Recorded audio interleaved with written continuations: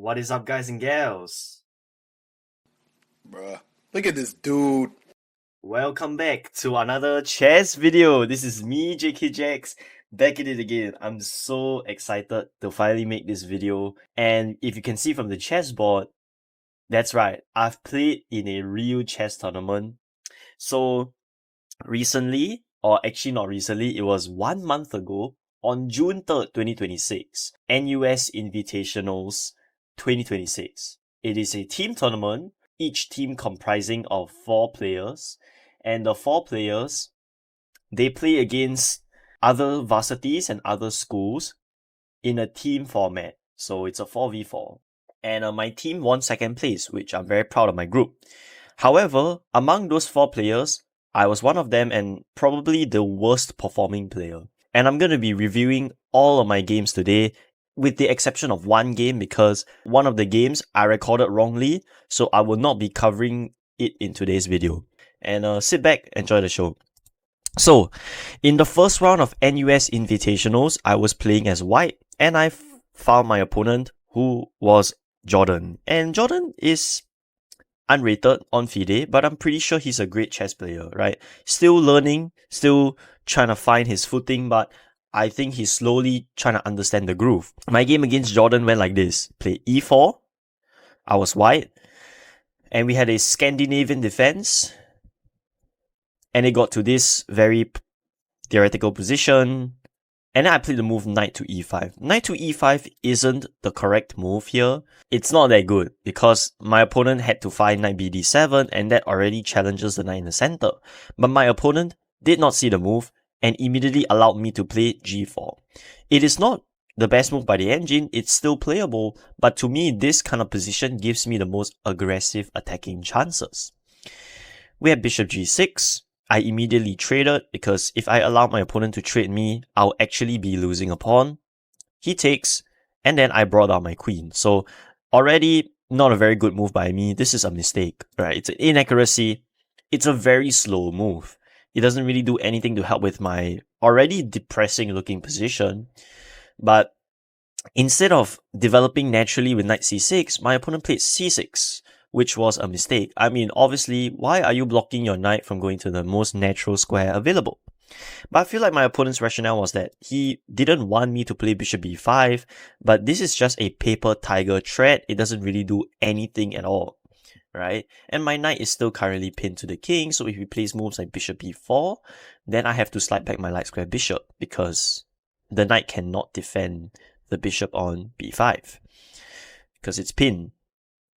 So c6 was a bad move, and then I played bishop f4. Another mistake by me. What I should have done was probably to play bishop d2 to try to set up some sort of discovered attack against the queen, and of course preparing long castles. I went for the bishop trade. I had the bishop pair and the space advantage. Not gonna lie, I should have kept the bishop pair instead of trading it away, but my opponent played queen c7. Another weird move because, first of all, your queen was already doing just fine on queen a5, and instead of developing your other pieces, such as your knights, and prepare to castle queenside or even keep it in the center, you decide to move your queen. So that doesn't really help with developing the position. You're just giving time back to me, right? You're giving tempo back to your opponent, which isn't very good. So here I immediately capitalized by trading and then castle. So you could see I'm slowly gaining back the advantage. I'm slowly gaining back my lost time in playing very bad moves in the opening stage. Of course, what I can learn better from this game is improve my openings, because knight e5 is definitely the wrong step, the wrong direction. What I should have probably done was to get bishop d2 in, hold on to knight e5, just develop normally first, get my queen to e2, and then play knight e5. But yeah, I rushed, right? But here we had a trade, long castles and knight b to d7. And here I was considering for a very long time. I had a thought whether I could sacrifice my pawn. And turns out I was actually wrong. This is actually a bad move. Right? That just loses a pawn.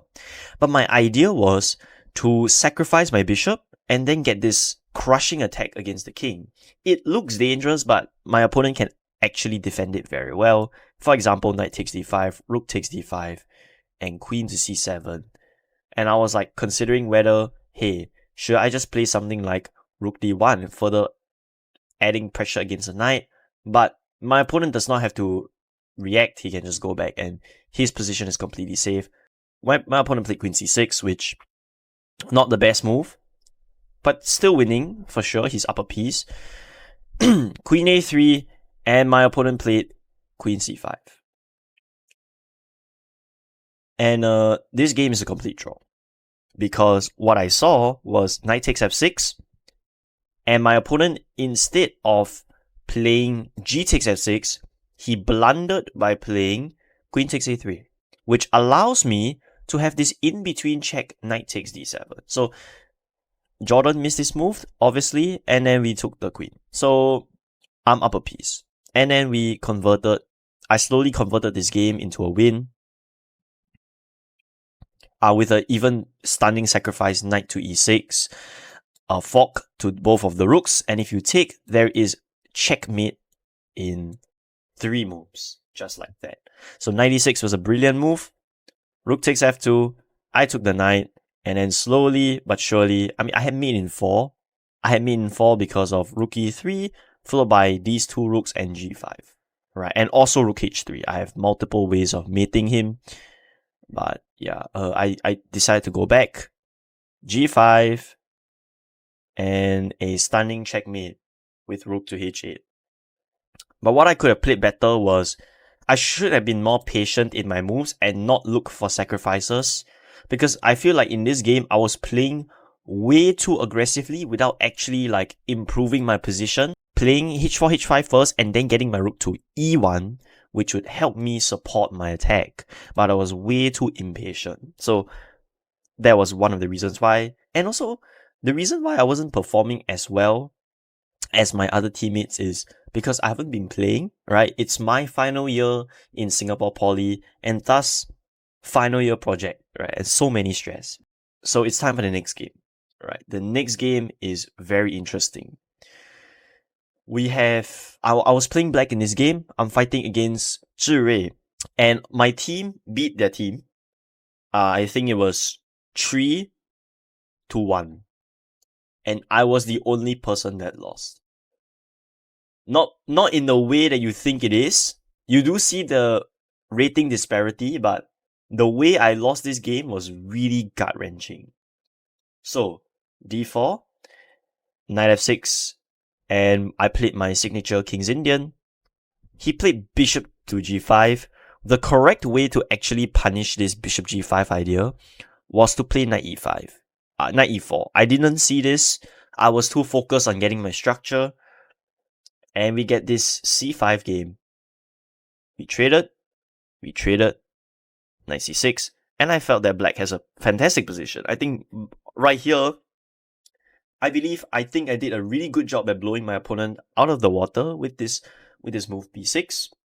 Castles, and knight a5 was a huge inaccuracy. What I should have done was to play something like bishop f5, just developing my bishop, and of course my idea initially in this position I was thinking to play knight a6, bishop a6 and knight a5 to target this pawn, but then I kind of freaked up the move order and I played knight a5 first.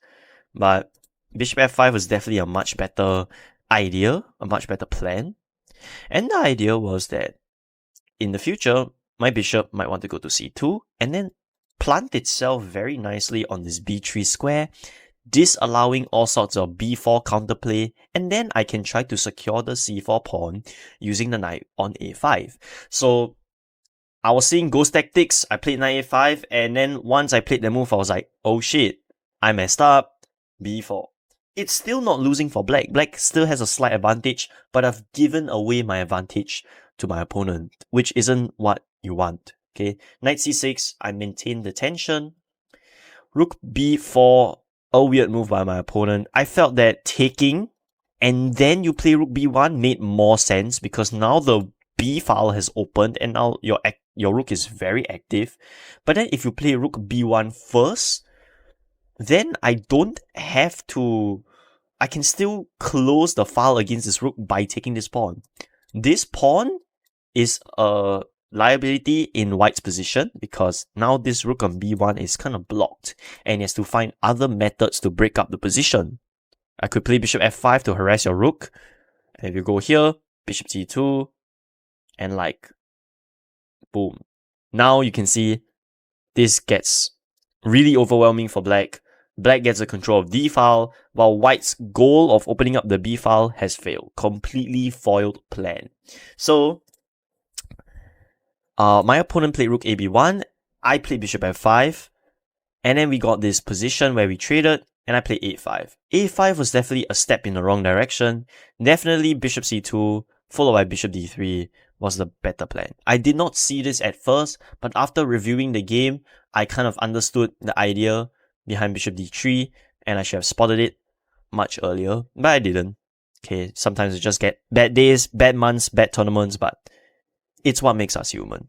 So, a5, I was trying to play for counterplay, perhaps maybe too much, and it's a bad move because now I do allow my opponent to target this backwards pawn with knight a4, which eventually he did, b5, knight here, bishop back, and now white is just much, much better. My opponent can immediately play knight a4, and you can see how annoying it is for black to defend this position because this pawn is gonna fall. There is no way you can save this pawn. There is absolutely no way. Right? This looks hellish. Completely almost impossible to defend that pawn. You're gonna have to give it away. But instead we got bishop f3, which bought me time. It buy time for me to play the move rook c8, stepping the rook out of the way. Knight a4, and then we had this trade, right? Bishop f3, also another drawback, is that it takes its eyes off the c4 pawn, which I immediately tried to target. And I did. Knight takes b6, and now rook to c5, hitting this bishop. Knight takes, rook takes, and my friends, my opponent blundered by playing the move bishop to f4. When I saw this move, I was absolutely crushed. I felt absolutely devastated for my opponent because he was playing such a good positional game until this very moment. And I had no choice but to take advantage of his blunder, e5. Soon after, I took the pawn, but my opponent does have one advantage that I don't. An insanely strong passed pawn. And this one passed pawn costed my whole game. It's very hard to defend when both of y'all are in time control, in time trouble. This one strong passed pawn costed me the whole game. It is very tough when both of you are in time trouble, both of you are trying to scramble, find the best moves, and try to survive. And when that one moment slips away, it really does slip away. Knight c6. And here, in fact, I could actually play rook takes c6. Apparently, it was completely fine for me to give up my rook and still get an amazing position because I have two rooks against the rook and an extra pawn, an extra passed pawn in fact, and I can choose to take this pawn in the future.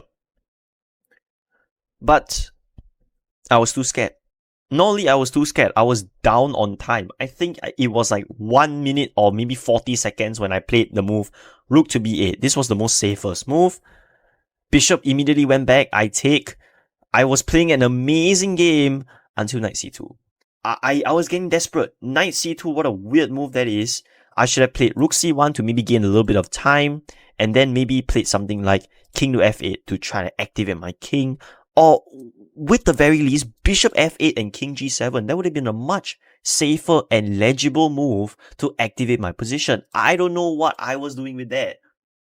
Rook d3, bishop f6 to try and cover rook d8, because what my opponent was planning to do is play rook here, and then promote. or just rook here and promote, which sucks.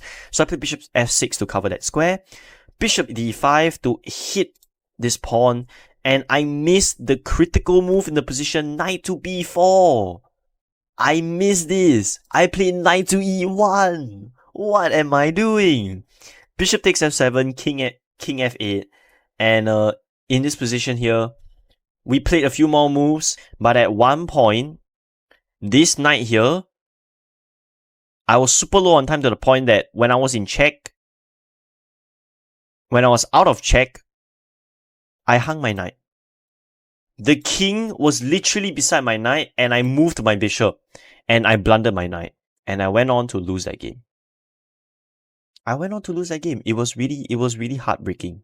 And being up a piece and you losing that only advantage really hurts. It really hurts.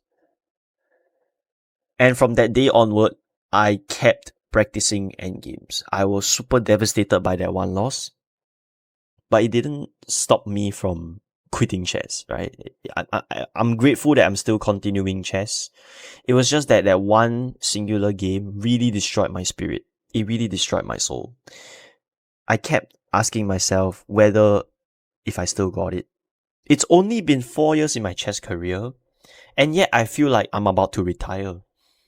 It just felt that bad. It just really felt that bad. I might be exaggerating this, but that's really how I felt. Congrats to TP. Because of my one loss against this guy, they got the best poly award. Happy for them. I think that's fantastic. Getting the best poly award is great. That helps to boost the school reputation, and yeah, I'm glad I could help. I'm glad I could help. Okay. So record now is 1 win, 1 loss. But both games I haven't been playing fantastic either. So we'll move on to the next game. This game was a absolute roller coaster against Timothy Gerard Lopez. I would say an acquaintance. I don't really know him that well, but he is a mutual. Remember Cheryl from Elite Chess Arena? They both are friends. So glad I get to play him. Hope I get to connect more with him. Seems like a cool guy. And on that day of the tournament, he was wearing a shirt that says "No draws." Freaking insane. So it's a chess-based India shirt. Okay, e4, c5, knight f3, and we get a Rossolimo. I tried to take him out of theory. c3, and initially I had a pretty great position. There is a freaking free pawn right there I could have just taken. Right? A free freaking pawn. But instead we got e5, c takes e4, c takes e4, and you can see that this position really resembles a little bit like a French. Except I'm missing the c pawn, right? e6, and knight c3, a step in the wrong direction. So why is knight c3 so bad? Why is it so horrendous? Well, you kind of close the c file on yourself, right? And what you should have done was, if you could, right, and that also gives away a tempo for my opponent to play knight e7. The idea of putting the bishop on b5 in the Rossolimo is to double up black's pawn structure and try to target it with moves like knight bd2, or get this bishop out first to f4, knight bd2, and then rook c1, just targeting this weakness on the c6 square. That was the point of the Rossolimo, to try and double up the pawns. But I was stupid, okay? I was stupid. I have not played the Rossolimo in such a long time. I've been playing the Open Sicilian for so long. And when I mean by Open Sicilian, like, I mean the main line, the d4. And I did not have good results. So I tried to revisit my old friend, and it did not go well. Okay? Knight e7, bishop g5. And I traded way too late. My opponent has consolidated the position. We have pawn to c5. In the game, I was really considering whether I should take the pawn or not. And I should. But then I felt like it drops the center, and I had to find another way to develop. But apparently, Engine says it's fine. I could have played the move pawn on b4, defending the pawn on c5, and then a4, followed by maybe something like rook e1, rook d1, and I'd still get a pretty good position. But instead, we have queen 6 f3, c5, and then queen f4. My idea was to go queen h4. Simple as that. Queen h4 to target this knight and queen. But, ladies and gentlemen, it doesn't work. It doesn't work. The tactic doesn't work because d takes e4, queen h4, which is a complete blunder. My opponent found this very nasty resource, knight to f5, counter-attacking the queen while leaving his queen to hang.